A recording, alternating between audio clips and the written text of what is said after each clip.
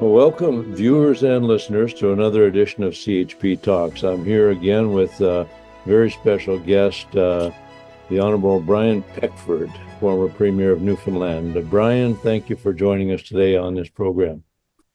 Thank you for having me. And I think our viewers know, but I'll give you a little introduction here for those who haven't thought about this lately. The Honorable Brian Peckford was the former Premier of Newfoundland. He was elected the first progressive conservative member of the House of Assembly of Newfoundland at the age of 29. He served as Minister of Municipal Affairs and Housing, Minister of Mines and Energy, and also Minister of Rural Development and Northern Affairs.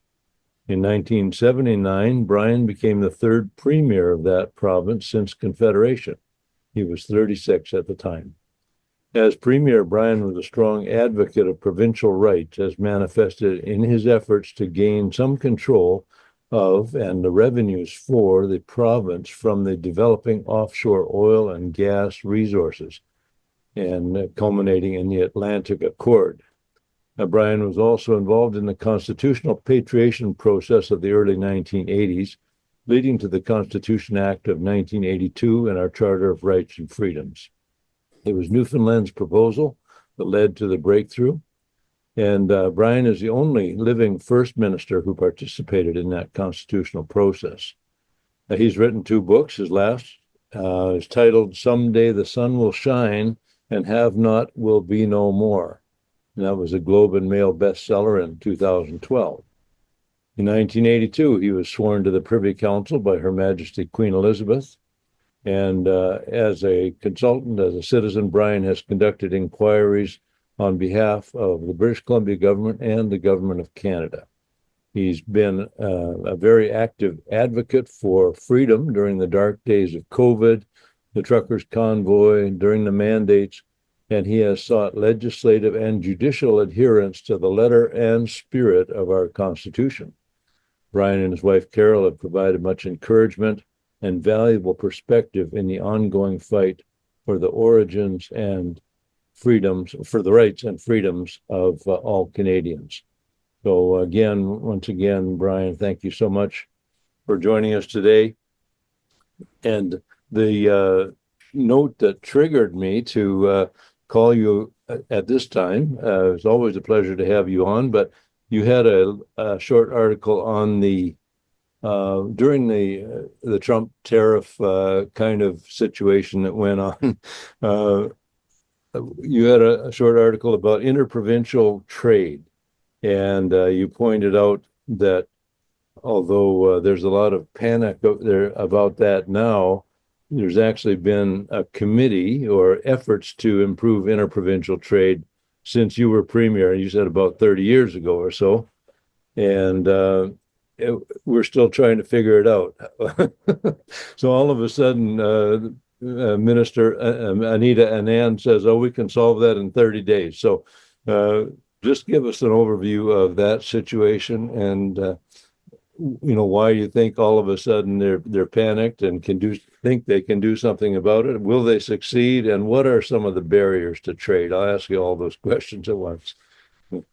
Yeah, just by the nature of the country being a federation or confederation, where the powers are shared between the provinces and the central government or the federal government, means by definition we're going to have situations where there is provincial jurisdiction versus federal jurisdiction, and where the movement of goods and services across the nation are going to take some more additional work by the provinces and the federal government, because that's the nature of our country. And people have to understand that.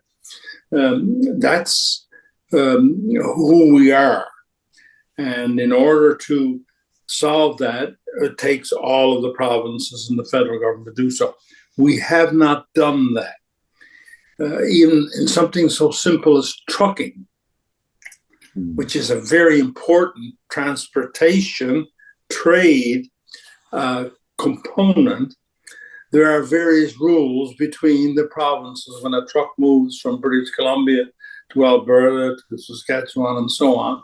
provinces have different regulations regulations and rules governing the operation of a truck from a safety point of view, right down to, I think, the amount of air in the tires of these trucks. So, and the whole licensing procedure and so on. Over the years, every time there is somebody involved as a premier or first minister, there have been talks amongst the first ministers about reducing or eliminating these impediments to our trade. As we developed our provinces more and more, the need for trade was greater and greater. And so that led to, over time, the situation we're in now, where trade between the provinces is crucial for the prosperity of both provinces, or all the provinces. But this has not led to a quick resolution of these impediments, unfortunately. As a matter of fact, there's an interesting side note that a lot of Western Canadians wouldn't know about. When I raise it, they're quite surprised. In Eastern Canada, especially in the Maritimes and Newfoundland and Quebec, there is a permanent organization called the New England Governors and Eastern Premiers that meets every year. And a lot of its time is spent on trade between the Maritime provinces, Quebec, and the New England states. And we have, as an international body, done more over the years as it relates to reducing these impediments than we've done within Canada itself. So, I mean, this is unbelievable. I got to know a lot of these governors very well when I was Premier of Newfoundland. And Quebec, one of the reasons why Quebec has such a relationship with many parts of the United States is because of this New England Governors, Eastern Premiers. So the Premier of Quebec and his ministers are quite familiar with the cabinet and the governors of Vermont and Maine and New Hampshire and Connecticut and Massachusetts, for example, Rhode Island. Those are the states. And so, and there's a lot of trade that goes on. And before Confederation, there was a lot of trade going on. And after Confederation, there's a lot of trade going on. Before Newfoundlanders moved to Alberta for work, they used to move to Boston and New York before Confederation. I have an aunt who went to New York, to Boston to work. Worked her whole lifetime in Boston. And I have a great uncle who went to New York and died in New York. And his daughter lived in New York and Florida. And most Newfoundland families can talk about somebody within their family, either near or extended family, having had relationships with the Americans, either through American bases that were set up in Newfoundland or actual moving to the United States for work, especially in Boston and New York, two big cities.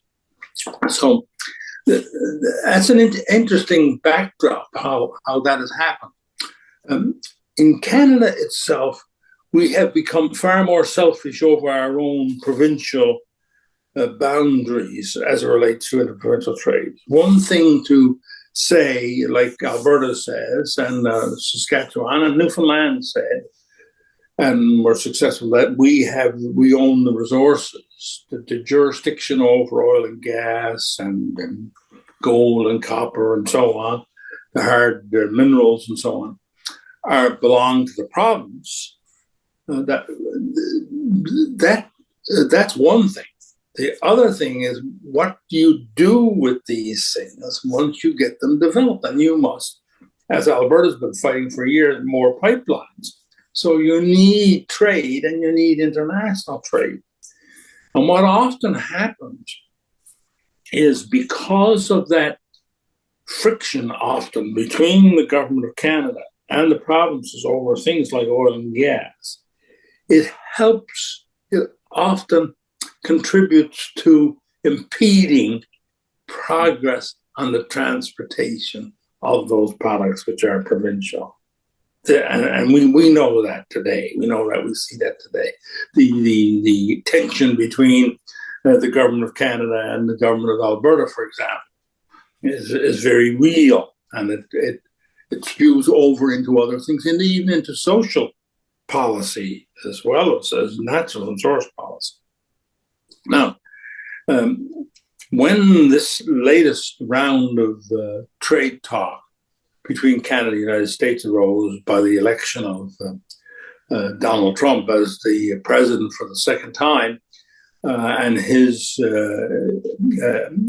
stated goal of using tariffs as a mechanism, not so much for trade in the sense of our economics and getting more manufacturing back to the United States, which left, but also as a way to raise money.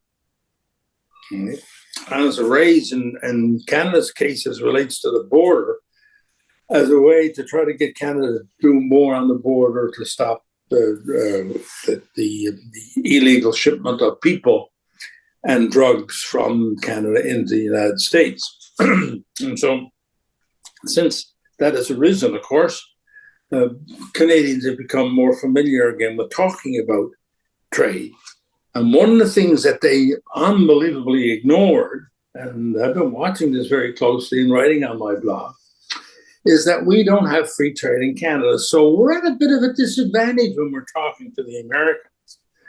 And you argue with them, why are you putting this in or putting that barrier in? Because the Americans could easily look at us and say, but you got your own interprovincial trade barriers. You don't even have to talk to us about the problem with impediments to free trade because you got it in your own country. So that is a very, and we need to deal with that. And I remember when I was Premier, quite often I raised that point with the First Minister. Sometimes you'd make some progress and sometimes you wouldn't.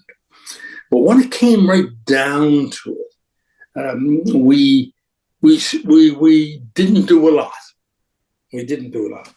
Now, back in 2014, they got together again and formed a Canadian Free Trade Agreement. Can you believe having to form a Canadian Free Trade Agreement? It seems like it's an oxymoron. How can you be a country and got to form your own free trade agreement? Well, that's what we did. And there is one in existence today, a free trade agreement, which is an attempt by the 10 provinces and the federal government to get together and decide to reduce or eliminate the internal trade barriers in Canada. But it's been in existence since 2014. And it's unclear to me today just how much progress has been made. People have been hired. There are people working for the Canadian Free Trade Agreement today, your money and my money. And what are they doing? Now, they met because of the Trump issue in December, January here. All the representatives from the provinces and the federal government who are involved in that free trade agreement between the provinces. And they're now moving really fast, they say, to expedite the things that they were working on to eliminate the things. So, for example, even down to wine. Like my brother lives in Ontario. He has real difficulty finding to buy a bottle of BC wine. I mean, that's totally ridiculous.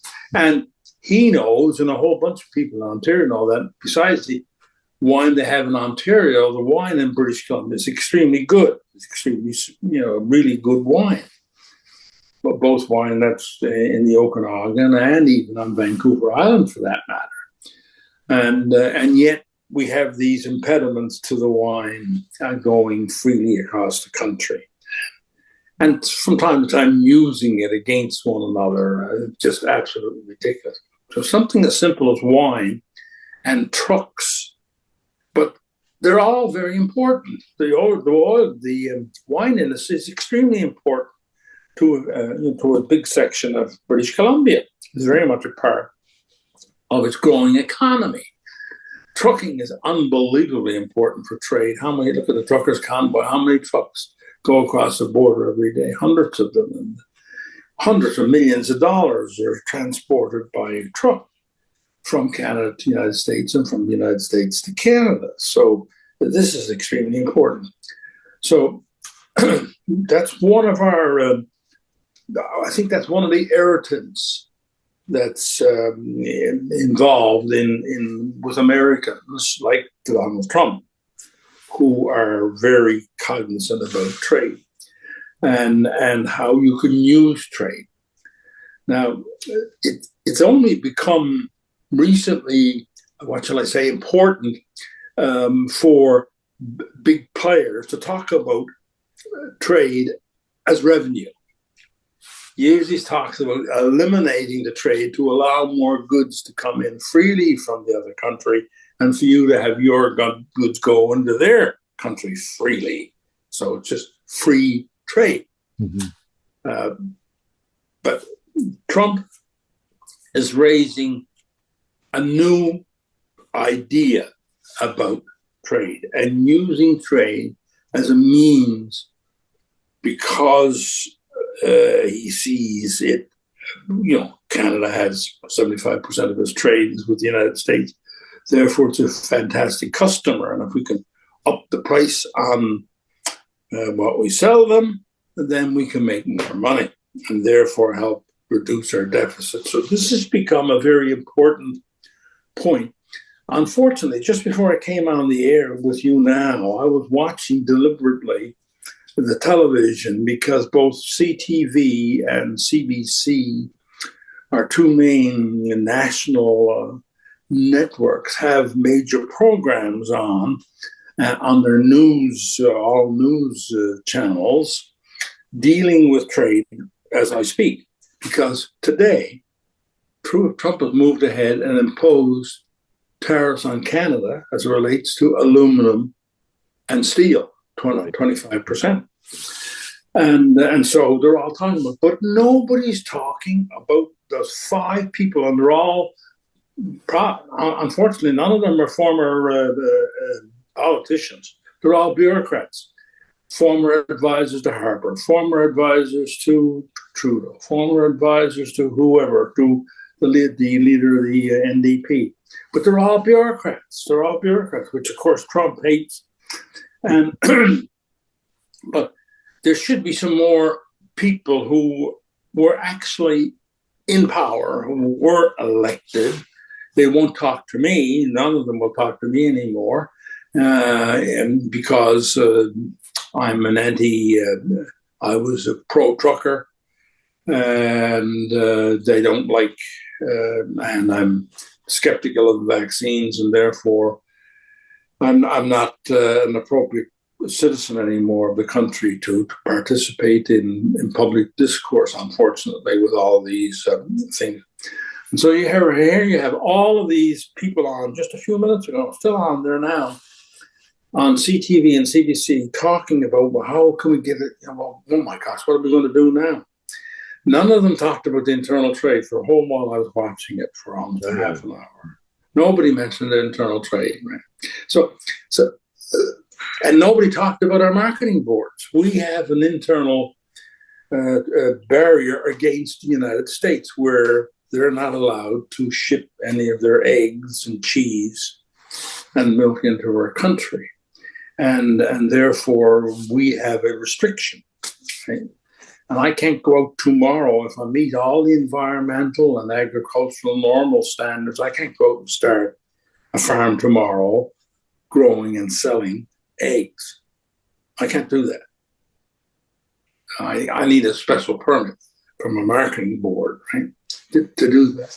And they control what the supply is. That's why it's called supply board. They reduce the supply and just keep the supply of what is being bought, what is being needed. There's no competition. Yeah. Competition is gone. And so these That's the second thing which is inherited to the United States, which most people, many Americans talk about. But the one that just about everybody talks about, that the president has talked about, and his chief trade advisor just recently talked about. I heard him, and I heard the vice president talk about it too. Brand new vice president talking about it. We don't pay our way in NATO. Mm-hmm. We're not paying what we agreed to pay in NATO, and yet we're still a member of it. They haven't kicked us out, even though we're not living up to the terms that were set 2014. Mm-hmm. 10 years ago, we've been a delinquent in NATO, whereas the United States, who we're in the fight with now, if you will, or within the dispute with now, have been more than paying their 2% of GDP, which is what they agreed to. And of course, their 2% of their GDP is a lot more than 2% in our GDP. Right. So they're paying a lot of money to NATO, which is an international foreign defense organization. And now, even today, yesterday, Liberal candidates for the prime ministership now and for the Liberal Party are talking about we'll do it in 2 years. I mean, this is unbelievable. So we have a number of irritants that are outstanding, and those three stand out, which cause us a lot of problems.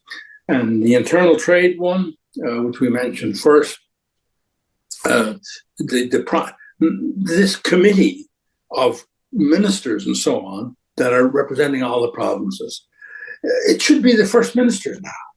That should be elevated to the first ministers. And the first ministers should have already passed a motion at their gathering saying, we are going to start eliminating internal trade barriers, and we're going to begin and we're going to do it within the next 3 months or whatever, right? And the other ones will take a bit longer. We'll have it all done in a year or whatever.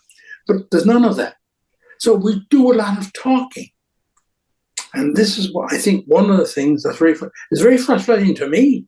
Yeah. And I'm in the position to talk about it. And that's why I'm doing so. So when I went and took a look, I said, I must do some research on this internal trade. I've been out of politics for a long while, and I've been involved in the Constitution, but where are we on that internal trade thing now? And when I looked it up, of course, here it was. We actually signed our own free trade agreement in 2014. We got people permanently employed dealing with the issue, bureaucrats for us. And we've got a committee of all the provinces and federal government, but we still haven't done much to eliminate the internal trades as it relates to licensing, not only for trucks, but also for trades, licensing for trades, right? And licensing for trucking. So these are extremely important ones. The whole business of wine, for example, and liquor, very important because we all have our own liquor boards, all the provinces. And therefore, they decide what comes into the province and what doesn't. And so when you look at that, and then you look at the marking boards and at NATO, well, then we have some problems of our own. And it's so easy to, all these people all they did was attack the United States. But the United States exports a lot of guns. Well, I mean, that's not going to get you anywhere. No. Now, if we were the same size as the United States, if we had 320 million people or 310 million people or whatever, or 300 million people for that matter, it'd be a much, much different situation. But we're on the same continent. We have this wonderful border and so on. But we're not as large as they are, and we're a separate sovereign nation. But we are very dependent upon them. And the thing is, we've made ourselves more dependent on them by not paying our way in NATO. And the United States knows this. If there's a war tomorrow, we can't defend ourselves. I hear Mr. Polyev coming out and saying one of the things he's going to do, I guess he thinks it's unpopular. He's going to build a new base in the Caladan on Baffin Island. In theory, that's fine, but we don't have an armed forces to start with. We don't have equipment, right? That's up to date. So first thing we need to do is to build up our armed forces, pay them well, right? Get highly professional armed forces and the equipment, and then we may be ready to build something in a caliber, which quite likely needed to be built 30 or 40 years ago, for that matter. But we're not dealing with the core thing of today, right? Do you think this? There's so many angles to this. It can go in all kinds of different directions. I'm thinking about Alberta's oil and gas and the East Coast, which is still importing conflict oil from the Middle East, instead of us being able, instead of being able to pipe the and Quebec has been kind of one of the outstanding impediments to East-West pipeline. You and I probably both agree we don't really want the federal government to become tyrannical over the provinces and impose itself. But is there a point where something like that, which is in the national interest, both for the West and for the East, where a little pressure could be put on Quebec to give passage for oil and gas? But they've done that before. All federal governments have done it, but because of so many seats in Quebec. And remember, it's not a jurisdictional thing. Federal government could do it tomorrow. Interprovincial trade is federal. It's not provincial. Okay. Interprovincial trade is federal, and they could do it tomorrow. But Quebec is so powerful politically, not jurisdictionally, politically, that for any national party to come out and suddenly say, without having Quebec on side, means that they're in danger of losing, quite likely, the election. Yeah. Right. And I don't know. So we need now. I hear Mr. Champagne or somebody's coming out and saying perhaps we got to relook at an east-west pipeline. Well, that's talk right now. I mean, the Premier of Ontario of Quebec has come out and said no, we're still totally opposed to it. So, you're going to have to get all of the if you had the federal Conservatives, the federal Liberals, and the federal NDP in particular on side as leaders, and they said we want a meeting with the Premier of Ontario, or got all the other premiers with them. Mm-hmm. And said, hey, we do a lot of trading with you. You're a province of Canada. You're not, tail can't wag the dog here. This is in our national interest and we must do this. Quebec would have to back down. But there hasn't been that kind of political will to take it beyond the talk and beyond the committee. This is where Canada falls down so often. When back to the other topic regarding the border, when brought out, accused Canada of the vast importation of fentanyl and terrorists into the country. I at first thought that, where's he getting that? I thought they were all coming from Mexico, but there's been a lot of information that maybe have been out there, but I'm become more aware of the information now that he's absolutely right, that Vancouver is a hub for the fentanyl trade, and the number of people on the terrorist watch list that have come. They're not all coming from the U.S. to Canada. They're going the other direction. Absolutely. And it's amazing to me, something like, I don't know if it was last year, 19,000 people arrested going into the U.S. from Canada, and 1,155 of them were on these terrorist watch lists. Well, that blew my mind. So he's actually touched a nerve there. And, Trudeau has said now, I don't think we have a fentanyl czar yet, but Trudeau has said he's going to appoint one, and he's going to spend $1.3 billion additional on the border. Mm. Oh, we spend about almost that same amount every week as interest on our national debt. Canadian taxpayers have pointed that out so well. So whether that's even going to be enough, but we, Trump did get some action, at least a Well, panic. they talk about doing Yeah, it, but we yeah, haven't got the czar yet, yeah, yeah, and we haven't got what his terms of reference are. yeah, We haven't got any of that kind of stuff. So yeah, this is where Canada also falls down. So if I had some power, and this happened, and I happened to be Prime Minister of Canada, I would have within a couple of days specified through cabinet and through the premiers the specific steps we already have agreed on, yeah. and that we are taking. We haven't done that. No, no. Does anybody know how the 1.4 billion is going to be spent? They mentioned helicopters. They mentioned drones. They haven't really mentioned how many. They haven't mentioned where. Right? They haven't mentioned how many extra people, if any, or the existing people. So we have not made the commitments, the verbal commitments we made, tangible, Right. meaningful in the eyes of somebody who's extremely skeptical and who wants to pose a tariff against us. Right. Well, if you want to stop that tariff from happening, you better get pretty specific and pretty action oriented, and we haven't done that. No, and if you look at the drug trade business, which is certainly it's a thorn in my side as well as in for Trump there, the concern about drugs. British Columbia, and David Eby with Trudeau's help made all drugs basically illegal or decriminalized all drugs on an Absolutely experimental basis. How are you going to enforce the fentanyl trade if you're basically there's no penalties, and if you do arrest somebody, you let them go right away? There's nothing. They live right here in our neighborhood. They knocked on our door the other night. Yeah. So this business of trying to tell Canada we haven't got a problem in drugs. Yeah. Right? There we are, right on the border. Yeah. When we live here and know the difference. Yeah.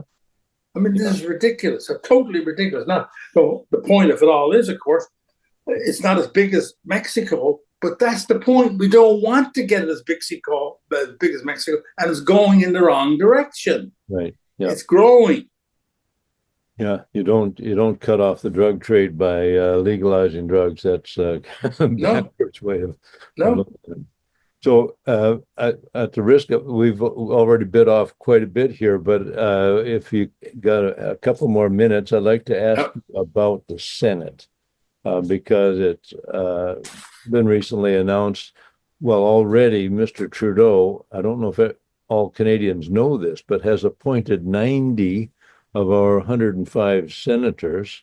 And he's either about to or already has appointed, it'll be 100 out of 105 pretty soon. And, he calls them, nonpartisan, or he doesn't put a liberal label on them. But if he's appointing them, you can guarantee that every single one of them is progressive.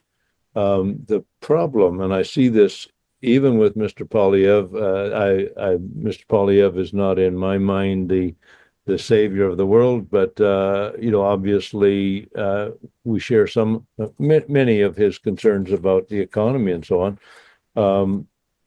We have some differences of opinion with him in terms of some of the social issues, protection of innocent human life, and some of the gender issues. But anyway, we'll leave all that for the time being.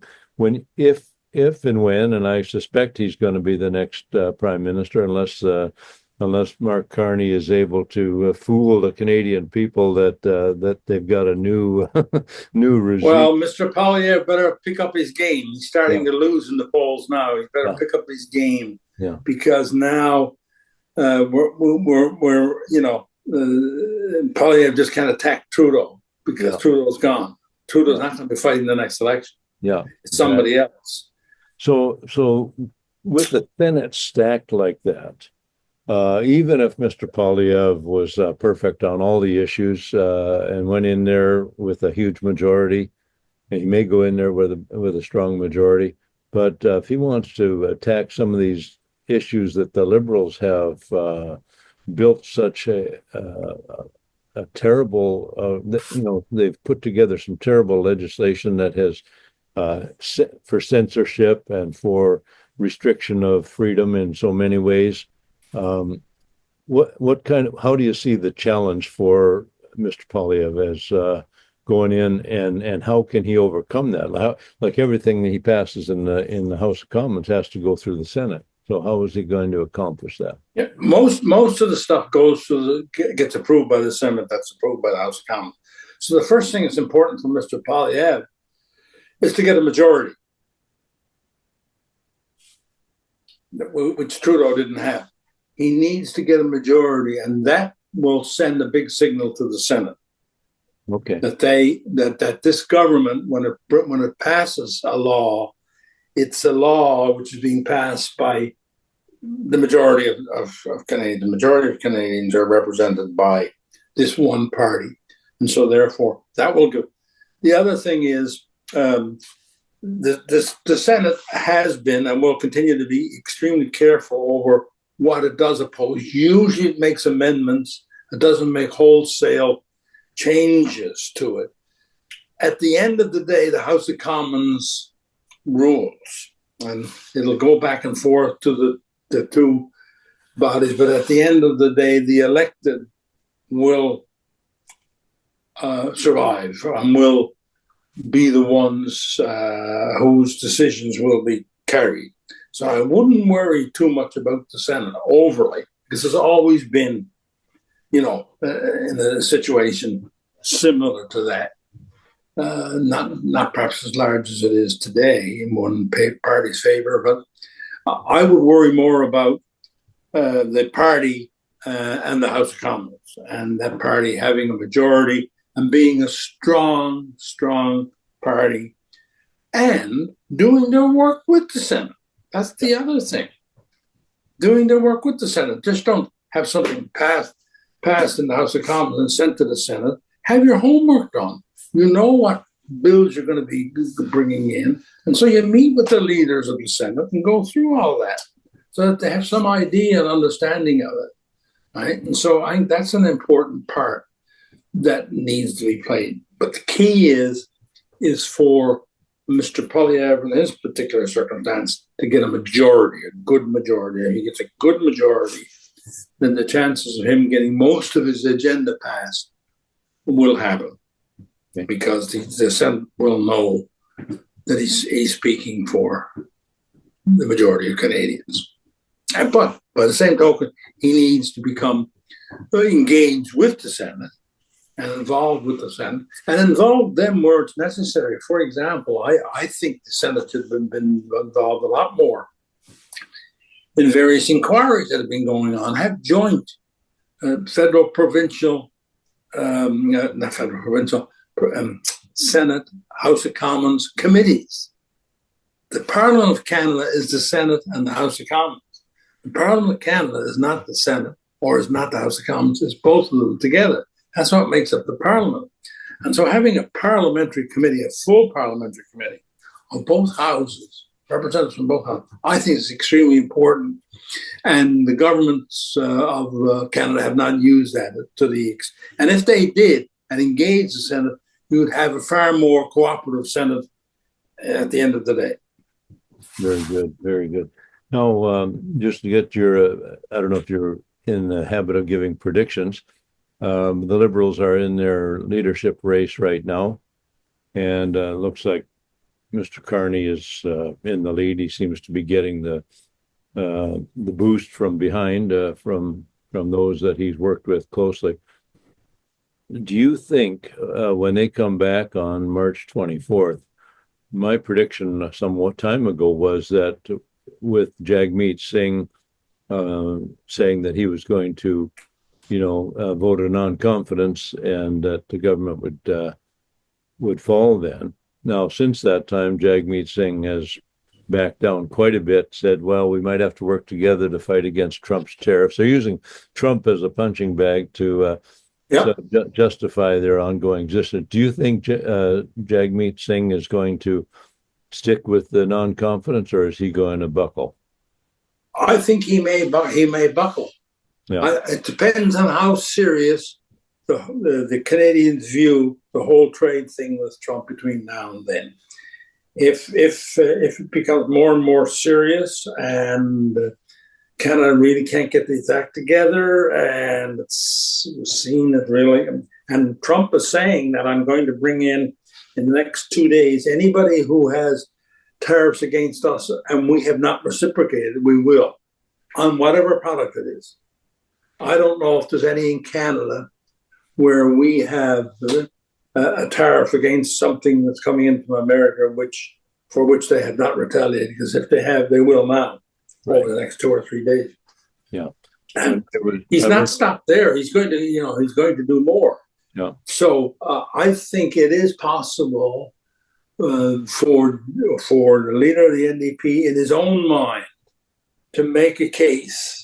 I don't think he can make it to me, but I think in his own mind, and perhaps amongst some of his own people, and some of those people in Ottawa who don't like the Conservatives, no matter how good they are, most of the bureaucrats and most of the people, most of the press in the press club in Ottawa are still Liberals, and they're writing about it every day. I see stories from them every day.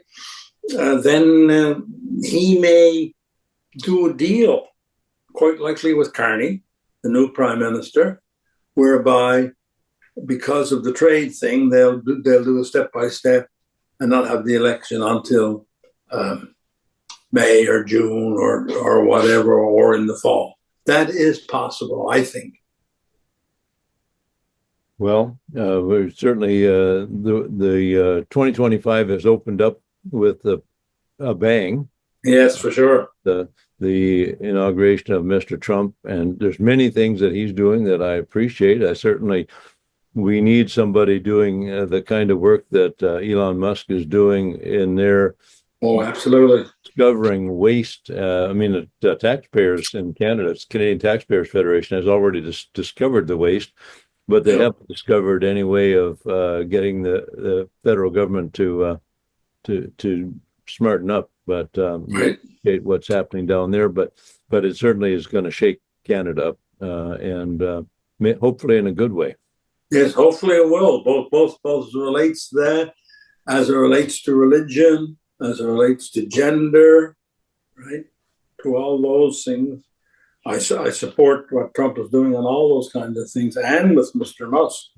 Yeah, we'll see how his trade card plays out. But there's some wonderful articles written by some people about the background and the philosophy of his trade idea.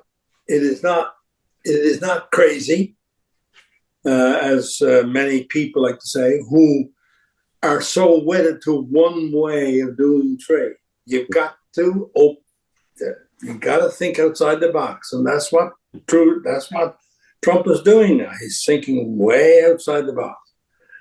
And so there are many very bright and smart people who are on his side, and the people in his cabinet, he has perhaps one of the most qualified cabinets that's been around for a long, long time. Yeah. Very, very bright, smart people that are part of his cabinet, and so and who support his programs. So we've got to understand that there's not only a new sheriff in town, there's a new person in town who wants to look at things differently, and who's going to look at things differently. And he doesn't have to run for re-election. He's only got 4 years, and that's it.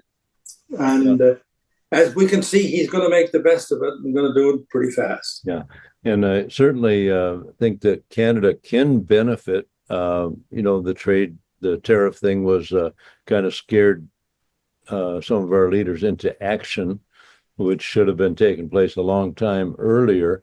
But if we get improved interprovincial trade, I certainly think that we need to grow more food in Canada. We need to build more things. We need to make more shoes and things in Canada. Absolutely. We don't only rely on the United States. We rely on China for things that we could be doing ourselves. And absolutely.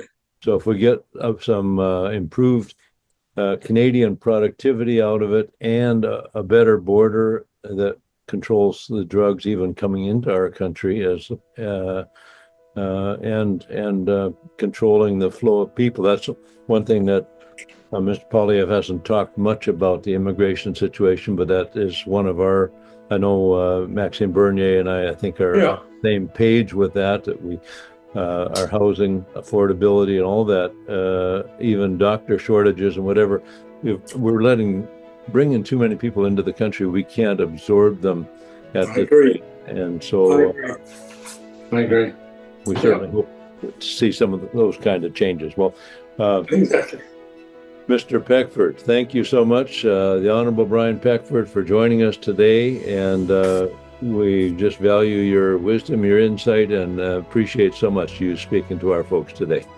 Thanks a million. And I hope that we provided some at least food for thought and stimulation of conversation as to how we move forward. Very good. Well, thank you, Brian. And Thanks. Good seeing you. yeah.